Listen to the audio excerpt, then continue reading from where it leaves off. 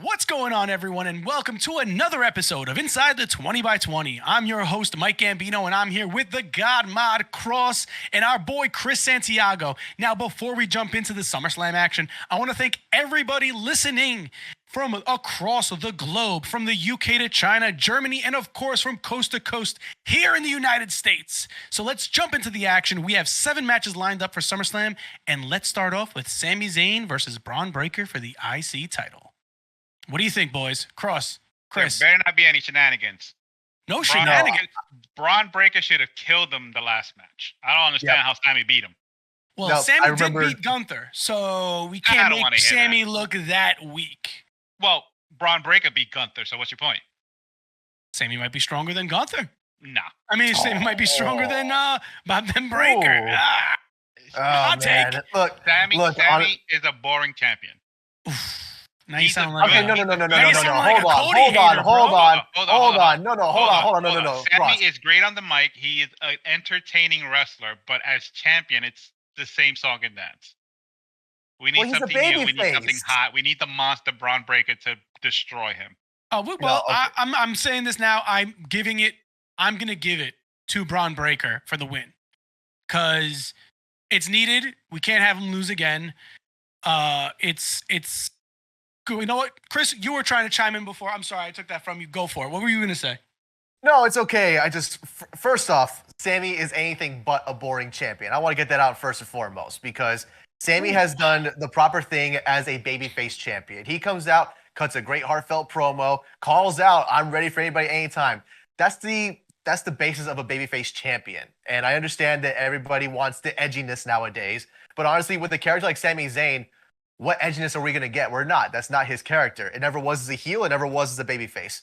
However, that being said, I do agree. I need Braun Breaker to just destroy Sami Zayn at SummerSlam. So I guess we're all in agreement that it's going to be Braun Breaker beating Sami. I'd love to see that. Yeah. 3-0, we are saying Braun Breaker, the new IC championship. That's one title that is going to be changing hands. Yeah, because when you think about it, it's mainly going to be a thing where, like, Braun already had messed up his first chance. This next chance now, he's not going to go and play those games, because you see him. He already destroyed Sami. He's destroyed Ilya. Like, those are all big players right now. Currently, like the mid card, if you want to call it that. But either way, they're big time players. So for him to come out and just murk both of them, yeah, I see him walking out SummerSlam Cleveland with the IC title. And I can't wait to see it. Now, more importantly, this next match that I have my eyes set on. Let's bring some prestige back to the United States Championship. Logan Paul versus LA Knight. For the love of God, I hope Logan Paul loses. He's a good wrestler. I'm going to give him that. But the lack of wrestling that he's doing, gotta go. Give the title to somebody who deserves it. LA Knight's been so deserving of it that I'm at a loss for words. LA Knight just needs to take this title back and bring it. I want to see it weekly again. Yes. I basically want to go and be like it's funny because and I'm gonna throw it in the pod right here. Nobody is a stranger to Champ's views on Roman Reigns' title reign. But now I really want to hear. I'm like, because you want to get mad at Roman for barely showing up and not defending his title. Fun fact for you, Rogan.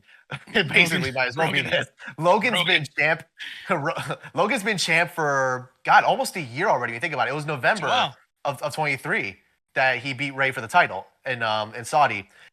He's only defended the belt twice. Crazy. Twice. That's ridiculous. Considering that him and his brother rig boxing matches, you know what I'm saying? So it's predetermined. Plus, he technically is WWE's biggest sponsor at the moment. And that's what's killer. And that's what's kind of like I'm nervous about, because I want LA Knight to win, but I feel that WWE may just keep the belt on Logan because he's bringing it to all these shows. He's doing his own podcast with it. He interviewed Trump with it the other day. Like, he's getting more. That would be bad for business. I feel you. But controversy does create cash. Well, it's like Eric Bischoff said, if you kill the legacy of a title, you're only hurting yourself in the long run. Because all Logan got to do is be like, you know what, screw this, throw the belt away, and then what? Where's the prestige behind the title? You gave it to someone who really didn't give a damn about it, and now it's trash. Hey, they did that to the WCW TV title. All right, I remember when they just threw that shit in the trash. I remember. Hold on. And I love that belt. All right, consider who threw it in the trash. True. Very true. Look, at the end of the day, it wasn't Logan Paul. Yeah. Look, at the end of the day, it's not even controversy at this point. It's the fact that he is bringing all this extra publicity to the brand and the company. Therefore, that's creating cash. So at the end of the day, if they want to keep the damn belts on Paul because he is doing impulsive episodes with the belts in the background or in full frontal vision on the table. I'll be honest. At the end of the day, Prime is disgusting. I haven't tried to money. It does bring in money because the youth are addicted to it. Prime is disgusting. It's the new vein shot for the youth. All right, so in consolidation, I guess we're all saying LA Knight's taking it from Logan, right? Yeah. I would love for it to be LA. Yeah, exactly. Could have said it better. All right, so let's jump into this next one where I feel like I'm the only one who's gonna say Bayley is gonna beat Nia Jax and retain the title. Yes. You agree with me? That's a I rarity. agree with you only because it's Tiffy time. Oh yeah, it's gonna be shenanigans. It's Tiffy time. The shenanigans are gonna take place. Bayley's gonna beat Nia and Tiffy's gonna cash in, and I would love that. And she's gonna have a nice new pink briefcase and cash it in. Chris, what are you saying? You think Nia's Nia gonna take it? I think Nia takes it because then you're creating something else with Tiffy cashing in on her own friend. Ooh. I mean, that'll also work, but I want to see her win at SummerSlam. I would, trust me, I'm a Bayley fan. I've been a Bayley fan since she came up into the main roster, and even back in NXT days. But just, and I love her as champion, but in order for it to kind of be a little more interesting, I guess, in that regard, because you already have that kind of friendship dynamic between Tiffy and Nia, and they've already kind of teased it a bit where Nia's like, well, like, what are you doing? Like, this is my championship opportunity kind of thing. And Tiffy's like, oh, okay, no worries. I was just kidding. Like, those little subtle hints, like, I see Nia taking it, but then the minute that she gets a hold of that belt, here comes Tiffy time. I have a feeling too. You know what? I want Bayley to take it home. I want her to keep it, but like we've all been saying it on the cast, in streams, you know, all over the internet. Whenever we got cameras on us, we've all been saying the same thing. We love Bayley. Bayley's the best, but for some reason she hasn't been booked greatly as a champ. I don't think I can agree with that. I don't can agree with that. The WWE SmackDown Women's Championship has been structured any good. Yeah, you're right. Yeah, I mean, it's just when we went to WrestleMania, there was hasn't been shown any respect. When we went to WrestleMania, there was no advertisements even for Bayley to win the belt. Like, well, Bayley for the championship, not to win the belt, but for the championship, or even pay-per-views. And she won the damn Rumble. Yeah, and she won the Rumble, and she disappeared after winning the Rumble. But it's just blowing my mind how Bayley is such a loved superstar, but they just have not been able to capitalize on it. I just think there's more attention. I mean, there's just always been more attention to. Excuse me. There's always been more attention to, obviously, like, you know, as much as we hate to say it because it sounds stupid, but especially in this day and age, but they care more about world title picture, WWE title picture, and then whatever Raw is doing. Yeah. So, I see that. So they had Bayley win the belt. That's not necessarily true because if they had a big enough female superstar hold the SmackDown title, it would get attention. Well, you think Tiffy's going to be able to pull it? Oh, Tiffy will pull that attention. It's because she's new. I don't know. Because she's new, she's young, and she has all the guys after her. Yeah. And that honestly, sex sells. Yeah, you're right on that one. All right, guys. So final predictions. What do you think? Who's taking it? Cross. I think Tiffy's going to cash in and take it from either of the winners. All right, so we got one for Tiffy for cash in. Chris? I call Nia winning the belt, but then Tiffy does cash in. Oh, all right. So you're saying the same. Now I'm going to hold true, and I'm going to say Bayley is going to retain just to get under everybody's skin. It's not going to get under my skin, per se. No. I'm just saying, it's Tiffy time. Come on, controversy my ass at that point. Come on, controversy always creates the cash, all right? So, guys, We're going to take a quick break, and when we come back, we're going to talk about the other women's title match that's up for grabs. So stick around for more inside the 20 by 20. Miss the action? Check out the TCR Fed tab on top and watch past streams. Get up to date with the wins and losses of all TCR superstars. Are you interested in joining? Check out the Discord at the bottom of the page and let us know that you want in on the action. Looking for one of the hottest wrestling podcasts on the web? Look no further. TCRnetwork.co is home to Inside the 20 by 20. Check out the tab and listen in on our weekly podcasts. All this and more at TCRnetwork.co. All right, and welcome back to Inside the 20 by 20. So now, everybody, we are up to Liv Morgan versus Rhea Ripley for the Women's World Championship. Now, I firmly believe, even though I love Rhea, I think Liv is going to take this one and retain. That's my take on it. What do you guys think? I definitely think the same. And I don't know if it's for however you envision it, champ, but I see our beautiful baby Dom betraying his mommy and helping out Liv because he is fallen in love with her. I mean, there's also, just like as a side note and really quick. She bought him a PS5 and chicken nuggets. What more do you want? I know. Yeah. That's it. like, that's it. And gave him a massage. Don't forget the massage. Listen, everyone listening, it's all guys want. Video games, chicken nuggets, and massages, all right? That's all we need in this life. And some more. But, continue. What were you saying there, Chris? I was saying just my own personal thing because I'm like, there's no way that they don't have Dom betray her, especially with just, if this is me, I'm like, how do you have Rhea be the type of person that forgives Dom after only a week? You know what I'm saying? Where it's like, oh, he redeems himself that fast after apparently in canon, he hadn't talked with her since April, since WrestleMania, and he's been helping out unintentionally, apparently, Liv win the title and having her be a part of Judgment Day. And then after only a week, all is well again? Like, I don't know. Storyline felt a little off to me at that point, but I see it as the catalyst for Dom being like, swipe. So, hold on. If you are of the conniving and calculated mindset, you can forgive someone in a week simply because you have a plan to screw them over at the first opportunity. So you're saying because Rhea wants the belt back. Right. So she can be doing everything in her power to keep Dom in her good graces until she gets her belt back. Okay. And then tells him to go kick rocks. Yep. She's gonna tell him to hit the road. Now what if no, never mind. I was gonna go into what if Liv and Rhea team up and just beat the shit out of Dom. That'd be hilarious. That would be hilarious. That's where I was getting. Yeah. That's where I was going to. They were a tag team at one point. But hold on. But what if it's not Dom who turns on Rhea? What if it's like Finn? What if it's Finn? Because he has been getting sneaky with Liv. I was just about to say that. Yep. He's been setting up Dom to run into Liv. Damn, there's no loyalty over there. None of them are loyal. And he stole that hotel key. So he was clapping. Whoa! Yep. Yo, there's no loyalty in the Judgment Day. What's going on over here? But we've seen this storyline progress. We've been very intrigued. Now it seems like we're coming to an end. Do you think it's gonna fall off, or do you think it's gonna end pretty hot? Like it's very easily to mess up. I think the Judgment Day has had a great run.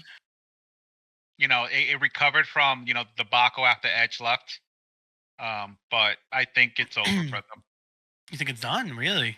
Yeah, there's too many things going on within that little crew, and I think it's time to just separate and let them build themselves back up as individuals. We do see the writing on the wall though, because watching it the other night, I did see like when they were coming into the arena, you saw how everyone was coming in separately, how the camera was, I like the camera work and everything, and Triple H is great with visuals.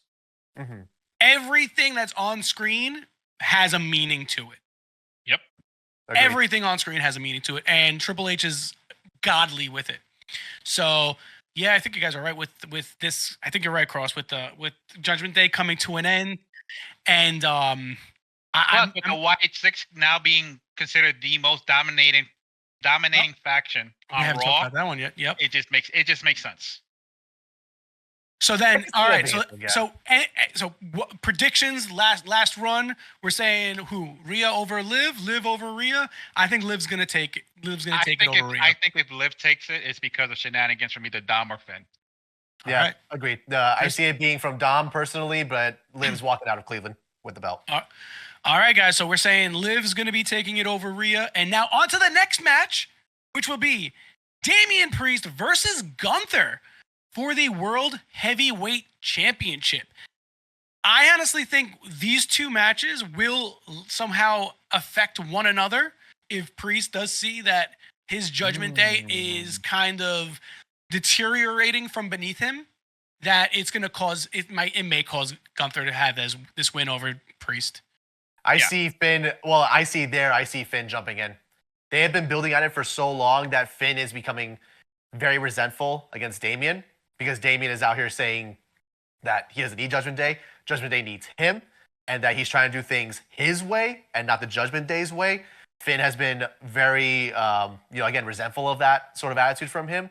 I definitely can see Finn being a part of the reason why Damian would lose. I don't know if that does Gunther any good, though, becoming a world champion off of a unclean finish. But I mean, again, let the story play out for itself. But personally, as much as I would love for Damian to keep on being champion personally, he's done a great job with the belt so far and being much more of a, on-screen presence. He's done really good to build himself up as that such, which is weird because he's coming off a lot as babyface lately. Yeah, I see that too. So I think as much as watch what you say though, watch what you say, because it's Cross's homeboy. That's right. I know. Yeah, no, correct. Cross loves Damian Priest. I love me some Damian Priest also. Yeah, I love me some Campeon also. But like I said, and it pains me to say, because as much as I would love for him to have a lengthier reign, I do see, unfortunately, I see Gunther taking this. There's no way they have him lose clean in this sort of match. Yeah, I see after that. Winning King of the Ring. Yeah, after winning King of the Ring, this match has so much hype to it. I feel Gunther's going to win it just so Gunther can then take the title and bring it to Bash, right? He's going to be bringing it home, and he's going to be coming in as champion overseas. And or it could work out. Or it could work out in the favor. And I'm sorry, Cost, I'll let you jump in just a second. Just one final thought. If they do have Gunther lose in a screwy finish, I could see them doing this extending round 2 in Bash of Berlin, and then he walks away with the title.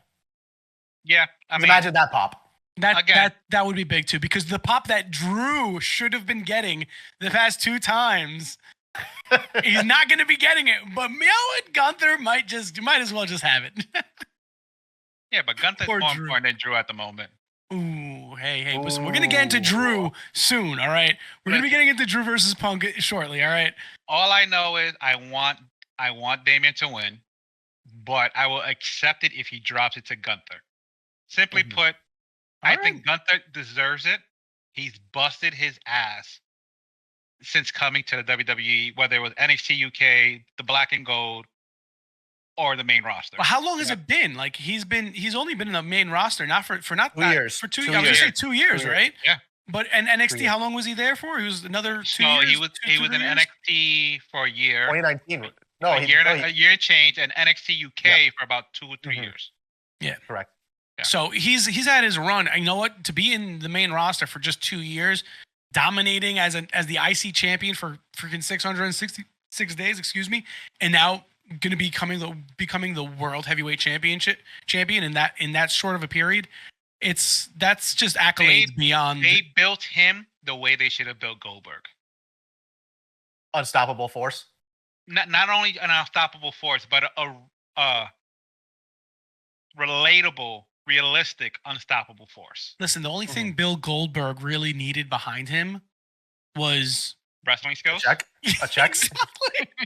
He needed to know how to wrestle for fuck's sake.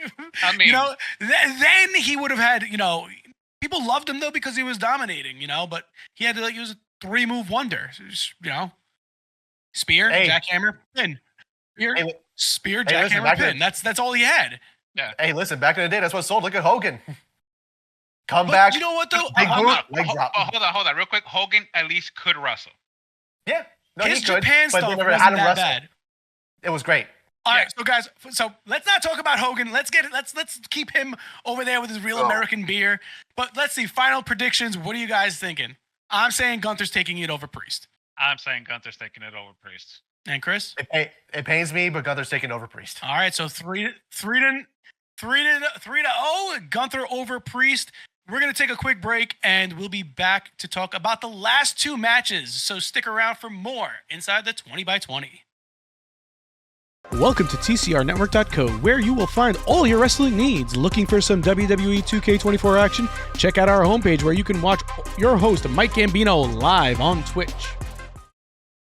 All right, so we're back at it once again. We are up to CM Punk versus Drew McIntyre with a special guest referee, Seth frickin' Rollins.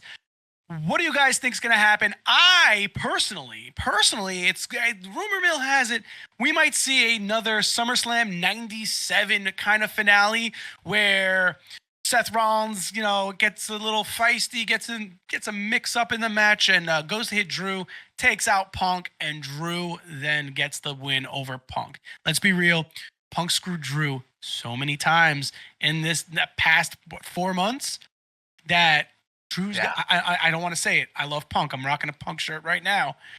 I feel like Drew's gonna end up winning, but what do you guys think? How do you think it's gonna play out? What is your thoughts on this? I know that Seth has beef with both of them, but what if Seth aligns himself with Drew to take out the cancer that is Punk, and we see the return of a heel Seth Rollins? Would he be a heel though in that moment though? Would he? Technically, that's what they would be going for. There's no real heel or babyface in this scenario. In this matchup, right? In these three superstars, they're all technically heel-ish. Well, no. Right? Punk's just an asshole who's amazing. I love the guy. Punk is Stone Cold. Punk is Stone Cold in this equation. Seth Rollins is like Triple H, and Drew McIntyre is like The Rock. They just flip back and forth all the time. And they're loved. They're loved and they're loved. hated. That's the thing, they're loved. And loved and they're hated. But right. Some people just love hate. Right, but hate love. But again, like with Stone Cold, for example, he was always the anti-face. He was a face, but behaved like a heel at times. And everyone loved it. Which is why the Attitude Era is the best era in professional wrestling. Period. Nah, ruthless aggression, baby. Ooh, that's another. Get your John Cena nonsense out of here, bro. Please, John Cena wasn't even really. John Cena didn't establish himself until the PG era dropped. Let's be honest here. Well, He's got a point. No, he kicked off the ruthless aggression, so it's all his fault. Word life, baby. But let's be real. The ruthless aggression had more wrestling, had more agility. But let's get back to the CM Punk versus Drew McIntyre, because we could sit here for hours discussing ruthless aggression versus Attitude Era. All right, for hours. We're gonna do a special. We'll do another special. Special match, a special podcast just for that. Just make sure you guys subscribe, please. Yeah, subscribe, like, share with your friends, tell everybody about it. So this build-up's been going on for months now. Punk screwed McIntyre numerous times. Now I love Punk. I just feel like I think Drew's gonna take it this time. But then we have that odd man of Seth Rollins, coming in on the side. That it's a toss up for me, because I could see them building it up to a 3-way, to a triple threat. I don't know. I don't know. It's like a double DQ. Yeah, but it would be Seth's call to call a double DQ, right? I mean, but he has the power to do it. He could beat both their butts in the ring, and then just like ring the bell. Yep. Match is over. Mm-hmm. And just leave unfinished business there on the table. We have to realize that at the end of the day, what would be even more hilarious, and not just like spitballing it basically. What if they all get in there and they all get in each other's faces after like maybe like 5-10 minutes of actual like going back and forth, and then Seth just says, "Screw this, I leave." It's possible. There's no referee. Yeah, but then they send out another referee. They would, yes, but I'm just thinking out loud. And then Seth comes out wearing his attire. and they turn it into a triple threat. I have one more. Ooh, they turn it into a triple threat. It could happen. I mean, stranger things could happen. But so I feel though. So hold on. Let's talk about. You're feeling a lot tonight, huh? I'm feeling a lot because you know what? I have so much behind this match because I want CM Punk to really win, but I just know deep down he probably isn't. But there's just so many different aspects of this match that come into play. So like, I think Seth Rollins is gonna come out because he always wears something funny at pay-per-views. I think he's gonna come out in Shawn Michaels' old referee gear with the short shorts, and the crop top shirt. Come on, man! Can you just see? You could visualize Seth Rollins doing that. I could. It's completely down his. If he does it, everybody listening in, please quote me. Just make sure you remember that Mike Gambino said Seth Rollins is coming out with the crop top and the short shorts. Champ, just clip this part out. Just clip this out part. Now you don't have it right there on the socials for everybody to come back to later. It will. We'll see. So, yeah. I had a funny thought. What if, right? Ooh, what if? Ooh, I love what if. We see the return. Oh, return of AJ Lee. Oh, to get back her bracelet from Drew McIntyre. Interesting. And in some way, shape, or form, Becky comes in. That hits her by accident. Oh. And then it becomes a whole couples thing, and we have CM Punk and AJ versus Steph and Becky. I like it. I like where you're going with it, but then how do we get Drew into it? Yeah, it finishes the story. And that's it finishes the story? And then we're back to the original story of Seth versus Punk, which didn't get to happen because Punk got hurt. Mm-hmm. Damn it, Punk. No, it's yeah, I know, right? Listen, I'm looking forward to Punk getting hurt on Saturday.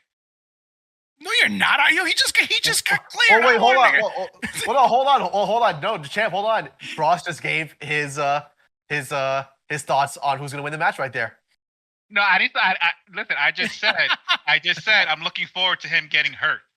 He's been hurt and won matches before, but then he's gone for like 5 months, and then that's it. We don't hear from him for a while. Hey, listen. Would be absolutely crazy. It'd be so poetic. Is if they finally just stop teasing the WWE universe and they have Drew come out to Broken Dreams first, and then out comes Punk to This Fire Burns, and we get Killswitch Engage back in WWE again. Oh. It would be great, but yes, absolutely yes. But Cult of Personality is just... I like Drew's Broken Dream entrance. That would be so fitting, phenomenal, so fitting for that match. Mm-hmm. But leave Punk's music alone. Yeah, Cult of Personality is where it's at. That's my jam. Theme song. It didn't work for Randy Orton. It didn't work for Punk. It's over. What do you mean it didn't work for Punk? It absolutely worked for Punk. People know Punk because of that song, and then he got even bigger because of Cult of Personality. But everybody loved. He got bigger. He got put on the map. He got world championship status with Cult of Personality. He won. His title runs with those old theme songs sucked. No, it did not. Come on, man. Sucked. They were. That was the ECW era, wasn't it? ECW Intercontinental Championship, World Heavyweight Championship. They were Rey Mysterio level of world title runs. Whoa. No, hold on. No. Whoa. We're not gonna badmouth Rey Mysterio on this podcast. I'm not badmouthing the GOAT. I'm just saying. You just badmouthed the GOAT. When he won the world title, they treated him like trash. They did treat him like trash, but he's still the GOAT. He's still the GOAT. But I would blame Vince for that. Oh man, let's we're gonna treat that guy like Voldemort. We're just not gonna say his name. Yeah. Leave him out. He's done. He must not be named. He who shall not be named. Leave him out of it. He's done. Thank God. Wrestling has gotten so much better since he hasn't been in the picture. Triple H has been doing nothing but gold standard matches and story. Cinema. Exactly. Triple H has been giving us cinema. So with that, we got Punk, Drew, Cross. I'm not gonna lie, I do like the whole AJ Lee coming back and pull and and setting that whole shenanigans up. I still feel Drew's gonna take this win over Punk though. No, I feel that Drew's gonna win. I'm just saying it leads up to the next story, the next chapter. We're turning the page on Punk and Drew and going back to Punk and Seth. All right, I like it. Chris, what's your final thoughts? I would much rather this personally be a trilogy of matches between Drew and Punk, because you can stretch this thing out till much later, and you can keep Seth involved, however, in whatever capacity. But you could definitely keep this thing going on for much longer if all goes well with this match and everything goes well. So my vote for this is going to be Drew taking this first one because he needs a dub. All right, like an actual dub. So there you go. We have it. We're all saying Drew, unfortunately, over Punk. But this then leads us to our main event of the evening. Our WWE Undisputed World Heavyweight Champion, the American Dream. The American Nightmare. Cody Rhodes versus that other guy. What do you guys think is going to happen here? Obviously, Cody's taking this. Cody's definitely walking out. There's no ifs, ands, or buts about it. Solo, he's gotten better. They're giving him mic time. But I still feel like they're reserved with his mic time because, I saw an interview with Jacob, and Jacob just talking intrigued me. I was pulled. I was like, yo, if they give this guy a mic on SmackDown, that's it. It's over for everybody else.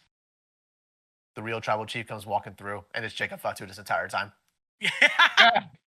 That would be a good setup. I'd be the one pulling the strings around here. That would be a good setup. So here's the thing. Here's the thing with Bloodline 2.0, right? Right now, there's 2 Samoans and 2 Tongans, right? Yep. Correct. They just allegedly signed Hikuleo. Right? The 3rd Tongan. What if they turn on Solo and establish their own dominant force? And then I think that would come the on Samoan later, dynasty versus the Tongan dynasty. Yeah. Now, you know what? I can see it happening maybe later on down the line, but Solo already dug his grave. Like he's turned. Well, Roman has given chances back. He did give some chances, right? To don't forget, Roman said that when he leaves, Solo is next in line. Right. Yeah, he did. So it's not like he actually turned on Roman. He just turned on everyone else in the stable. I don't know. I think it's a little far-fetched, a little out there. Hey, listen. In this day and age, anything could happen. I don't know. I don't see it happen. I do see though a return happening at SummerSlam. I'm not saying it's going to be Roman. Everyone thinks it's going to be Roman. They can't have a caliber of Roman Reigns returning at SummerSlam without having Jimmy come back first. That's my thing. Jimmy comes back. Somehow Jimmy and Jay work in the storyline of Bloodline 2.0. Once they also get destroyed, then I see Roman coming back as the final pull. So how would they do that with the brand separation? Because they've been actually doing very well keeping the brand separate. They have actually, yeah. I'll give them credit for that because when it started off at first, it was very shaky. But then I think it's because of all the injuries happening. And then now they're kind of now they shifted back into actual brand separation. Because there's not a lot of mention of Cody on Raw, if at all. True. There's not a lot of mention of the Bloodline on Raw, if at all. Yeah. Which is great. It's how it should be. Yeah, anyway, it's. I will say that's on Triple H to figure out because that's what everybody wants to see. I mean, of course, that's just like mid-season trades can happen in any major leagues, sports federation, whatever. They could do the same thing in WWE. They have done the same thing in the WWE. Mm-hmm. They just trade Jay a number of times. They trade Jay back to SmackDown. They pull someone from SmackDown to Raw, and then you have something there. Yeah, well, which they're gonna probably play through because seeing the Tongans versus the Usos is a WrestleMania match. right there. Yeah. Mhm. I mean, we have the final ball still in the picture as well because he did give Cody that warning. Yeah, we but have The Rock still in the I picture. feel The Rock is more of a comeback at Survivor Series because that's his or Royal Rumble Royal Rumble. I see. You know what? I see them holding off for Roman for a Royal Rumble return. The Rock I see coming back a little sooner. But that's what I'm saying. What if The Rock comes out for SummerSlam and just spectates from the ramp and see Solo loses and then question his lineage as the new tribal chief? Yeah, his ability to lead. Ooh, that's actually pretty good. That'd be a good one. That's a hot take. That's a good one. I like that. I like that. It's not much of a hot take if it could be true, so I definitely agree with Cross in that part. That'd be cool to see The Rock kind of like up in the rafters, like a whole kingpin kind of style, just like looking down. Cody, I see one more take of a wrestler in a suite.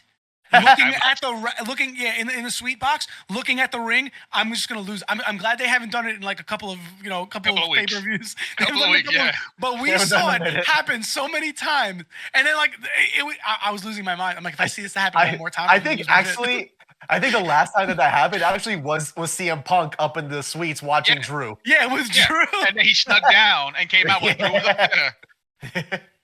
Yeah, I don't know. I just can't with that. But I do see it returning though. And you know what? The Rock just chilling, watching it. I could see that happening, because I could see them building up Bloodline 2.0 to, add in Hikulea, add The Rock coming back. I see them building up this force, and then the retaliation comes back. We're forgetting one big important thing also in all this is they need to find a reason to get Jay back in the picture. They can't do this without Jay. Jay is his brother getting his beat.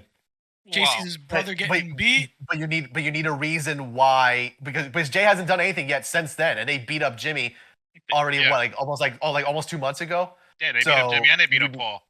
I mean, the only way it would work is if Cody uses his stroke again to bring a friend for backup, and then gets him transferred to SmackDown. Who do you think is going to be Brock Lesnar? Crazy. I was going to say crazy return. It could be Brock. I'm going to phone a friend. Who'd you say, Vince Russo? What? I said Jay Uso. Oh, Jay Uso. I was like, Vince Russo, what? Hey, I want you guys to ponder something for a second, just because it's been going around as memes. I want you guys to actually ponder and imagine for a split second a Vince Russo entrance theme made by Def Rebel. Just let that sink in. Quiet. Just let it sink in. No, I don't know if that works. I don't know if I want to listen. I don't want it to be in my head. Well, so hold on. Okay. Yeah, everybody gives Vince Russo a lot of crap, but he was a good writer. He was. For the Attitude Era, though. When he took over WCW, there was a lot of political stuff going on in the background that he wasn't used to because of the freedom he had in the WWE. Not to mention, Eric Bischoff made a mess, and then he had to clean it up, and it's just horrible when you have to politic with someone like Hogan. I do want to say also really quick, how do we go back to Hogan, the Attitude Era, and WCW now? Did we just do a whole 360? It's all relevant. Listen, if you don't study history, you're doomed to repeat it. Listen, and just like Goldberg, we have Brock Lesnar, who might make a return. What if Brock Lesnar comes back at SummerSlam? I don't see him coming back. I don't see him coming back. I don't see it happening. Cody? You don't see him coming in just beating Cody? Nope. Brock Lesnar lost to Cody clean, gave him his respect, and walked away. You're right. He did. Plus, he's a Vinnie Mac guy. Yeah. He'll come back. But he's also... Isn't he still hired by the UFC? Is he still UFC? He's not on any payroll? No, he's not on the TKO payroll somehow? He's no longer affiliated with TKO either since the scandal broke. He doesn't have... Yeah. So wait, but they dropped all of that, didn't they? Didn't they say like there was no findings? No, they haven't done it yet. I swear I might be wrong. No, still the investigation's ongoing, but they don't see him as a culprit, more like a contributing witness. Yeah. Anywho, I want to say one thing. That's another episode of Inside the 20 by 20 we'll be doing shortly. What happens? Dark side. The dark side. I do want to make a quick point though that I'm very surprised we spent so much time talking about the Bloodline and their stuff more than our actual champion Cody. I want to say I hope this is Cody's potentially last stint with the Bloodline for a very long time. It has to be. They need to get him out of the Bloodline storyline, and they need to get him into his own rivalries and feuds again. I'm ready for Randy Orton to turn on Cody. That's exactly what I want to see. That RKO is going to be, if it doesn't happen, prove to him that he's ready to be champion. Yep. Cody versus Randy. Let's give that another run. Let's give that a run. That needs to happen, and Solo and the whole Bloodline need to go do their own thing. When they pulled when they had started this matchup between Cody and Solo, I was like, why do we need to have another Cody filler? It's filler. Yeah, but I don't know. It's too much of a filling. It's too much of a filler for me. I mean, they had nothing else going at the moment. All right, guys. So final predictions. What did you say? Cody versus Solo. I guess we're all together with this one. It's gonna be Cody over. Oh Solo. yeah. Our baby boy is keeping the title out of that. Cody's retaining. Cody's gonna be the WWE Universal Undisputed Universal WWE Universal anymore. Undisputed WWE champion. Universal is dead. They just dropped Universal. Universal. It was a useless title anyway. It was a useless title. But all right, everybody, thank you for listening in. These were our predictions of SummerSlam 2024. Again, I'm your host, Mike Gambino. I'm here with the God Mod, Cross, and our boy, Chris Santiago on this last... Wow. Last episode ever? I was going to say, yeah, that's why I stopped myself. Damn! Ever for the month of July. The last episode of the month of July. Damn, Chris, you messed me up there. Why'd you have to stare at me like that? But anyway, share with your friends, like, subscribe, and stay tuned for more. Until we yeet again.